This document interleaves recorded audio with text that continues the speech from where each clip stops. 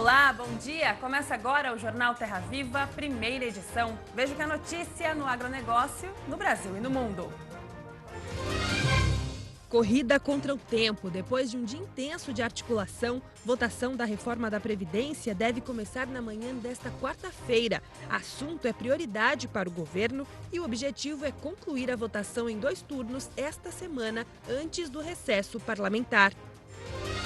Os 200 integrantes da Frente Parlamentar da Agropecuária formalizam apoio pela aprovação da reforma da Previdência. Brasil bate recorde histórico e exporta mais de 40 milhões de sacas de café na safra 2018-2019.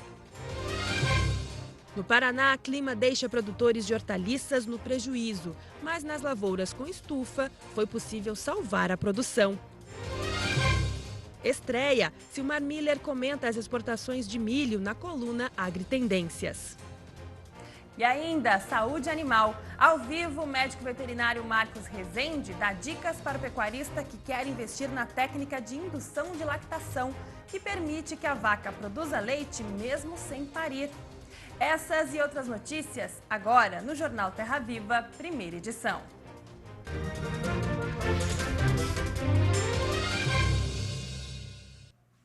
Depois de um dia intenso de articulação, a Câmara encerrou pouco depois da meia-noite de hoje a fase de debates da reforma da Previdência. Foi convocada uma nova reunião para esta quarta-feira para que a proposta seja votada. A expectativa é que por volta das 10h30 já haja quórum para a retomada dos trabalhos. O assunto é prioridade legislativa do governo e a corrida contra o tempo é para que a votação em 2 turnos seja realizada até sexta-feira. E a Frente Parlamentar da Agropecuária, que é a maior, formada por deputados e senadores, já fechou acordo pela aprovação do texto. Veja na reportagem de Daniela Castro com imagens de José Ferreira. Responsável pela articulação do governo, o ministro Luiz Eduardo Ramos se reuniu com a Frente Parlamentar da Agropecuária. A maior frente parlamentar do Congresso Nacional, a da Agropecuária, que reúne 230 deputados e 40 senadores, formalizou apoio pela aprovação da reforma da Previdência. E vamos trabalhar para que a primeira e a segunda votação sejam todas esta semana. Está um apoio, eu fiquei muito feliz, de uma maneira geral, sabem da importância para o país, né, dessa reforma. O presidente Bolsonaro está usando todo o seu capital político. Além da reforma da Previdência, a FPA tratou à tarde com o ministro da Infraestrutura, Tarcísio Gomes, sobre os investimentos a serem feitos pelo governo nas áreas de infraestrutura e logística. Contempla todos os modos de transporte, né? Modo rodoviário, os portos, os aeroportos e as ferrovias, sobretudo. E, obviamente, isso vai trazer um impacto grande para o setor produtivo, porque é choque de oferta em termos de transporte, eliminação de gargalos, e isso vai ter um reflexo em termos de frete. E nós vamos reduzir o custo Brasil no transporte, na infraestrutura de transporte, que está em alguma coisa na volta de 17,8%, ele deve chegar em 4 anos num volume não maior que 14%. O Brasil nunca exportou tanto café quanto no ano safra 2018-2019, encerrado no mês passado. A venda recorde gerou ao país uma receita superior a 20 bilhões de reais. 126 países compraram 41 milhões de sacas do produto brasileiro, um crescimento de 35% em comparação com a safra anterior. São vários fundamentos. Primeiro, uma safra maior e de muito boa qualidade. Segundo lugar, a eficiência do comércio exportador, que é muito organizado e atender os consumidores. Terceiro, nós tivemos também uma contribuição por parte da desvalorização cambial. As exportações de café renderam ao país 20 bilhões e 800 milhões de reais, um aumento de quase 10%. Maior produtor e exportador de café do mundo, o Brasil tem como principal cliente os Estados Unidos, único país que consome mais café do que a gente. Outros destinos importantes são Alemanha, Itália, Bélgica e Japão, país que vem aumentando o consumo do café brasileiro, assim como a China. O setor prevê ainda mais crescimento com um acordo comercial entre Mercosul e União Europeia. O café brasileiro é sustentável. O café brasileiro, ele tem leis sociais muito rígidas, leis ambientais muito rígidas e tem resultado econômico junto ao produtor. Então, o que acontece? O café brasileiro é considerado sustentável, então atende às necessidades da comunidade europeia. De cada 10 cafezinhos consumidos no mundo, 4 são brasileiros. Esta indústria em São Paulo vem ampliando os negócios com o mercado internacional. Exporta para 30 países. Aqui ocorre a fase final da produção: torrefação, moagem e embalagem. A empresa fechou parcerias com os chineses e está montando um escritório e uma fábrica no país asiático para torrar o café. Traz mais retorno financeiro para o país, otimizando os lucros dos exportadores. E outra porque o nosso know-how principal é a qualidade e a forma com que se torra o café, não deixando um terceiro fazer esse trabalho. Então a gente controla desde a fazenda, ou desde o grão, que é o nosso slogan, até a xícara, até o consumidor final, a cadeia completa. E a partir de hoje, você também vai acompanhar aqui no Jornal Terra Viva, a primeira edição, as análises diárias de Silmar Miller no AgriTendências. Preços, tendências, assuntos que impactam o mercado, a informação precisa para deixar você, produtor, mais preparado para a tomada de decisão. E vamos ao nosso AgriTendências de hoje.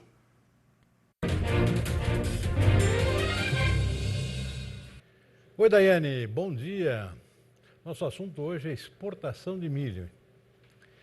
Com o avanço da colheita da segunda safra, as exportações brasileiras de milho começam a ganhar corpo a partir desse mês, com as nomeações de navios já indicando um volume de 7,7 milhões de toneladas para embarque entre julho e agosto. Isso indica um volume já acumulado de 12,6 milhões de toneladas nesse ano comercial 2019-2020, iniciado em fevereiro. A demanda é boa e tem se intensificado a partir da quebra que vem acontecendo na safra dos Estados Unidos, o maior exportador mundial, com problemas climáticos que impediram a finalização do plantio, além de provocar perdas na produtividade e qualidade do grão por excesso de chuvas. Estimativas preliminares indicam que a produção americana deve ter um recuo próximo a 40 milhões de toneladas relativamente às previsões iniciais. A quebra na produção deve se refletir em exportações menores, e que serão compensadas por aumentos nas do Brasil e da Argentina.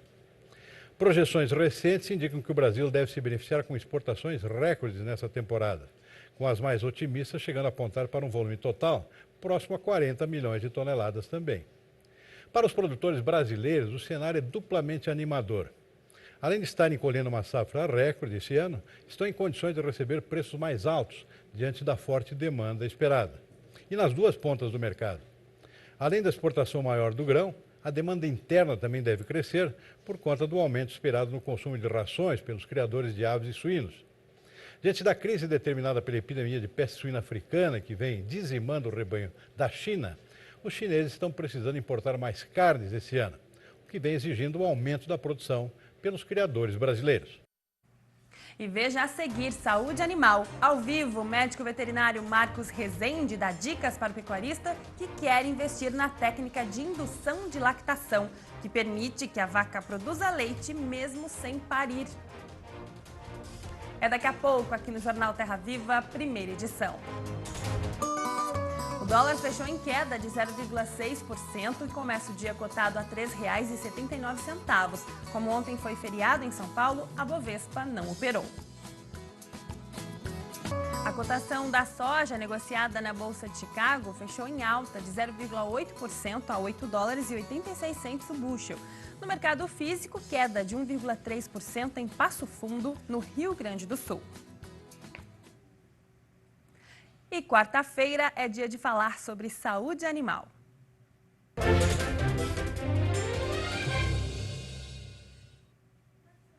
Na semana passada, nós começamos a falar sobre a indução de lactação, uma técnica que possibilita a produção de leite mesmo sem o animal parir. O assunto despertou curiosidade de pecuaristas e também gerou muitas dúvidas. Por isso, hoje vamos continuar falando desse assunto. O médico veterinário Marcos Rezende dá dicas para quem tem interesse em aplicar a técnica na propriedade. Oi, bom dia, Marcos, bem-vindo. Bom dia, Daiane, bom dia aos amigos do canal Terra Viva. Marcos, este assunto, né, indução de lactação, gerou tantas dúvidas que hoje a gente vai começar pela pergunta do telespectador. O David, lá de São Domingos, no Pará, enviou um vídeo para a gente. Vamos acompanhar. Marcos, sou o David, de São Domingos do Araguaia, Pará. Presto assistência em algumas propriedades leiteiras. Eu gostaria de saber se é preciso fazer a terapia da vaca seca nesses animais antes de induzir a lactação. Tá aí, Marcos, a pergunta do David, né, que mandou aí pra gente. Ele quer saber, aliás, outros pecuaristas fizeram a mesma pergunta, né, se é necessário fazer a terapia da vaca seca antes de aplicar a técnica de indução, né, de lactação. Agora é com você. Daiane, a pergunta do David, ela encaixa perfeitamente, porque é uma dúvida de vários pecuaristas. Sim, David, você precisa fazer a terapia da vaca seca. Sempre que a gente tem uma vaca finalizando a lactação, mesmo que ela não esteja prenhe, e a gente vai induzir o protocolo de indução de lactação, é preciso a gente dar o descanso, sabe, Daiane, para a vaca, ou seja, aqueles 45, 60 dias, a gente precisa daquele descanso para a glândula mamária se recuperar e voltar a produzir bem. E para isso a gente precisa fazer um antibiótico intramamário, um antimastítico intramamário, eventualmente, alguns produtores gostam e alguns técnicos gostam de indicar também um antibiótico injetável para poder curar totalmente eventuais processos de mastite subclínicas. E para aquelas vacas que estão numa produção ainda maior, a gente deveria também entrar com o inibidor de prolactina, que a gente já conversou aqui também no jornal. Certo, Marcos. E após a aplicação do protocolo, né, quanto tempo demora para o animal começar a produzir leite? Bem pontuado, Daiane. Bom, a gente precisa, antes disso um pouquinho, Daiane, a gente precisa aguardar a vaca, secou a vaca, induziu a secagem da vaca, aplicou o antimastítico, aguardamos 20 a 30 dias, Daiane. Aí inicia-se o protocolo de indução de lactação.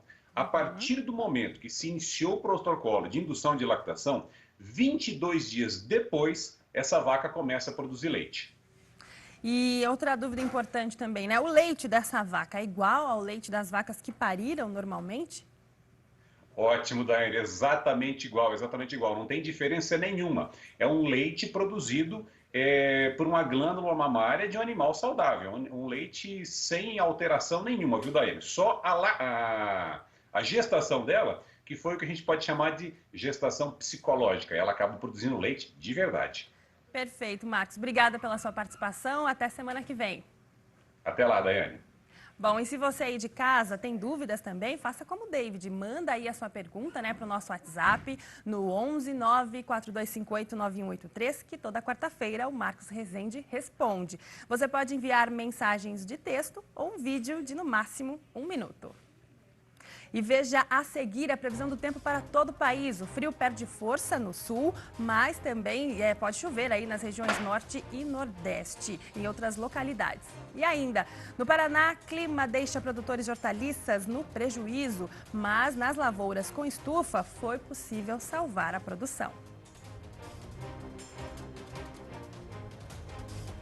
É daqui a pouco, aqui no Jornal Terra Viva, primeira edição. A cotação do milho negociada na Bolsa de Chicago fechou em queda de 0,6% a 4 dólares e 32 centes. No mercado físico, queda de 1,8% em Rondonópolis, no Mato Grosso. Brasil e Paraguai firmaram nesta terça-feira um acordo para fortalecer o controle sanitário na fronteira. O assunto foi tratado em um encontro da ministra Tereza Cristina com o ministro da Agricultura daquele país. Durante a reunião, o Brasil propôs um acordo entre o setor privado dos dois países envolvendo a exportação de arroz. Fizemos aqui agora um memorando de entendimentos entre o Brasil e o Paraguai para tratarmos o assunto do vazio sanitário, uso de defensivos agrícolas, época de plantio de soja, também problemas, a construção de um banco de vacinas de aftosa, visando aí os mercados que nós temos em conjunto e que poderemos aumentar essa abertura de mercado entre os nossos países. Tratamos também do arroz, um tema importante para o Brasil e para o Paraguai, sobre época de compra, enfim, uma reunião muito proveitosa e que A cada 3, 4 meses, nós teremos uma reunião conjunta Brasil-Paraguai para tratarmos desses temas para que possamos avançar. E o frio deve perder cada vez mais força no sul do país. No norte e nordeste, a previsão é de chuvas em algumas localidades. Já no centro-oeste, o tempo deve permanecer firme. Os detalhes na previsão do tempo.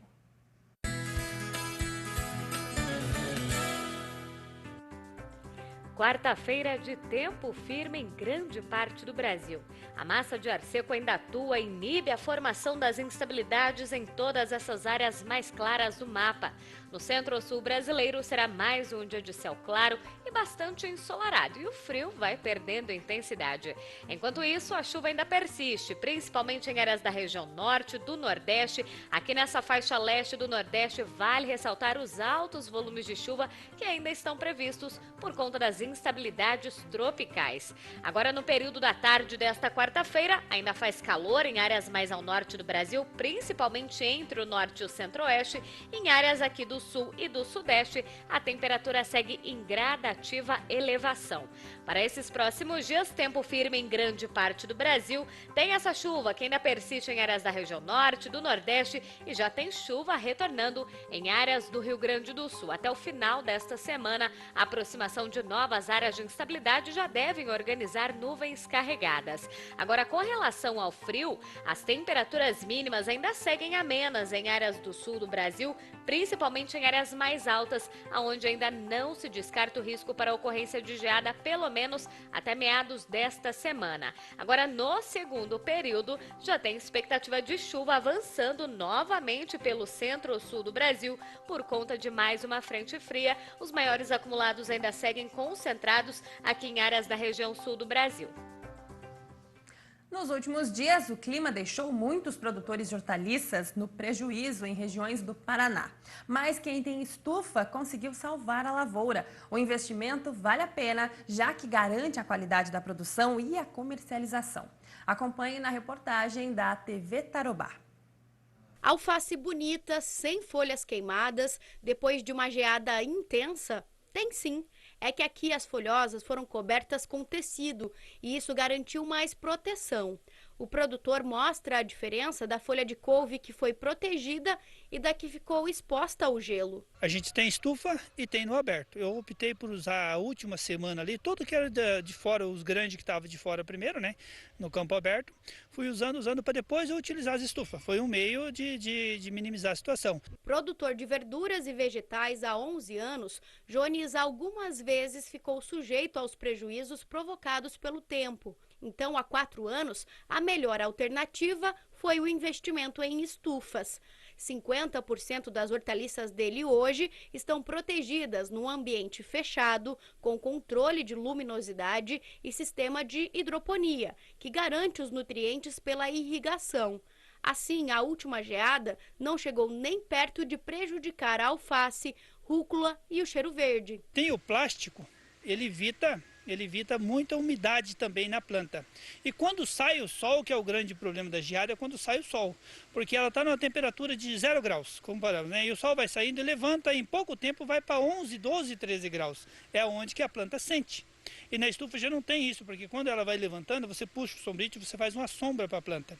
Então a temperatura ela vai oscilando, subindo gradativamente, o que não acontece no campo. Mas tem uma parte da produção que mesmo dentro da estufa, mesmo com todas as medidas de precaução possíveis, ainda assim não conseguiu se salvar. É o caso do tomate. Aqui 100% da produção foi perdida, porque olha só o que acontece. Tudo que está no pé acaba caindo, indo para o chão muito antes do tempo certo. Eu escolhi ser verdureiro, eu sabia que geava. Eu tenho que tentar faturar antes, como se fosse o meu seguro, fazer uma venda, agregar, valorizar o meu produto, agregar preço em cima do produto. Na questão da verdura, 50 dias, 40 dias, está tudo normalizado, tudo bonito de novo. E o tomate vai um pouquinho mais, 90 dias, 100 dias. Mas se Deus quiser, tudo normaliza de novo. O Jornal Terra Viva, primeira edição, termina aqui. Você pode rever todo o conteúdo no nosso site, tvterraviva.com.br ou no aplicativo do canal disponível no Google Play. Fique agora com o Bem da Terra, mais notícias do agronegócio às 11h30 no Dia a Dia Rural. Ótimo dia para você e até amanhã.